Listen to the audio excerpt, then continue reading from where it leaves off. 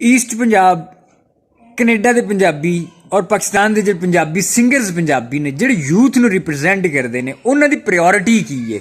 ਜਿਹੜੇ ईस्ट पंजाब और ਜਿਹੜੇ कनेडा के पंजाबी सिंगरस ने उन्होंने प्रायोरिटी लाजमी गल है। सारे जितने भी सिंगरस होंगे ने फैन फॉलोइंग तो हर किसी को चाहिए होंगी है, लेकिन ਜਿਹੜੇ चढ़ते पंजाब के पंजाबी सिंगर या फिर ਜਿਹੜੇ यूके के पंजाबी ने उन्होंने पंजाबी जबान नू एक वड्डी जबान के तौर पर पेश किया, अपनी रैत लोगों के अगे पेश की, वधिया तरीके दे नाल हाईलाइट किया। दुल्ले भट्टी के गीत बनाए, माँ बोली के हवाले नाल गीत बनाए कि खंड मिश्री नालों भी मिठी बोली है, इस हवाले नाल कई गीत बनाए।